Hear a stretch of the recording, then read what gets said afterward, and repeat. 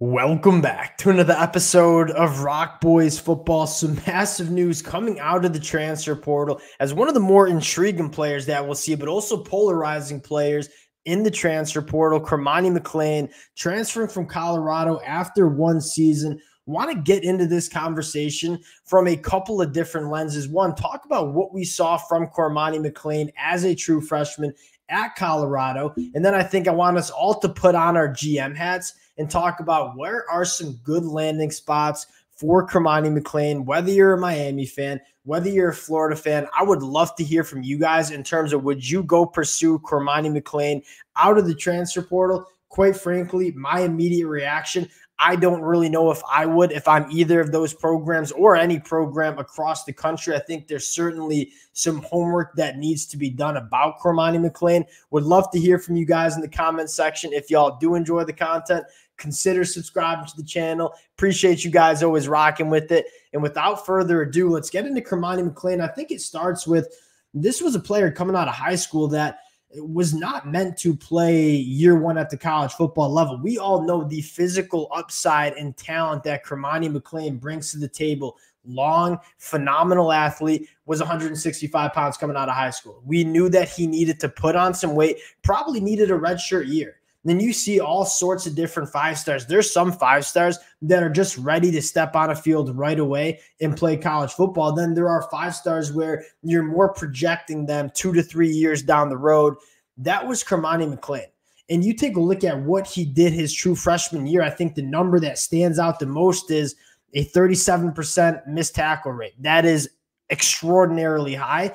I think for a lot of people who follow the recruiting trail, probably doesn't come as much of a surprise because, again, the biggest knock on Cormani McClain, or I should say question mark, was physically, is he going to be ready as an 18-year-old to play college football? I think that answer was largely no. He faced 25 targets, gave up 18 catches, the real number there, 21 yards per reception, gave up a lot of explosive plays. I mean, he started the last 3 games for Colorado, but you could kind of tell that he was still adjusting to the college football landscape. So I think the summary of Cormani McClain's first year at Colorado was growing pains. For a guy that probably shouldn't have been playing that much as a true freshman, now I think the more interesting conversation is, all right, what are some landing spots that make sense for Cormani McClain? Now, the first conversation regarding that is, I think you got to do your homework with this kid. Now, I'm not going to comment too much on the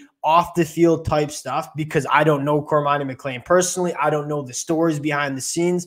I think from any college football fan's lens, there was some stuff rumbling behind the scenes, coming in out of shape, leaving the program, coming back with the program. The rumors have been wild. The pretty much the whole time Cormani McClain has been at Colorado. So if I am a head coach, if I am in the personnel department constructing this roster for a program, I look at Cormani McClain and say, that's a talent that I would love to bet on the physical traits with. This was a guy that probably should have redshirted. I'm not going to put too much stock into probably the unsteady play that we saw as a freshman.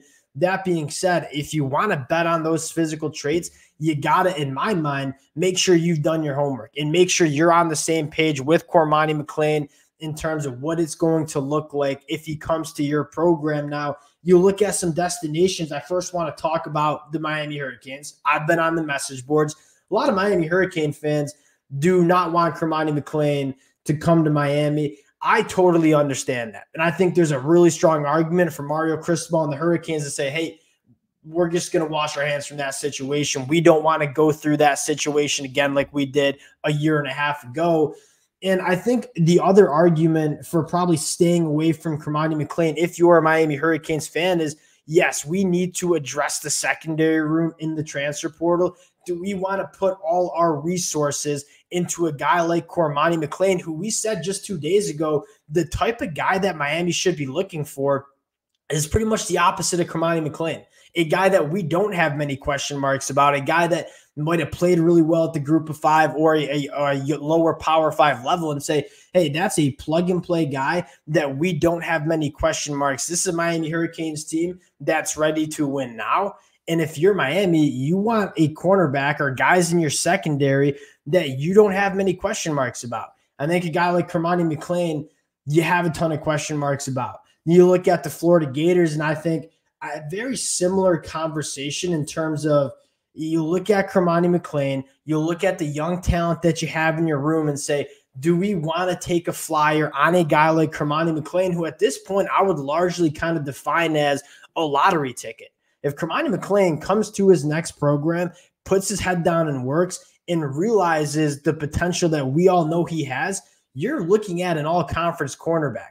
I think there's a lot of question marks in terms of, is it worth kind of taking that risk, because there could be a big payout or absolutely no payout at all. I think Alabama is probably another team worth mentioning. They just took a risk on Damani Jackson, who I think is a very kind of similar prospect in terms of really high upside, but hasn't really put it out on the field. Now, I don't think you have as many off the field question marks with the guy like Damani Jackson, but Alabama, they need pieces in the back end. And I think I could certainly see Alabama saying, hey, we get him into this program, we get him assimilated into this culture, maybe it could work out. Another program that I think is sneaky, and if we have any Michigan fans still listening at this point, what about Michigan?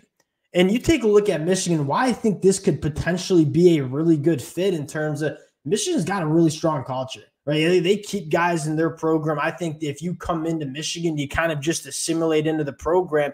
You have Will Johnson on one side. You have some question marks on the other side. Do you think you could get Cormani McClain to come to Michigan? And I think to me, it seems like one of those perfect programs for Cormani McClain to come in, kind of get his head on straight and really realize his potential. I think that is a very interesting program to kick around for Cormani McClain as well. And then a few other programs that I think would make sense is maybe a team like UCF.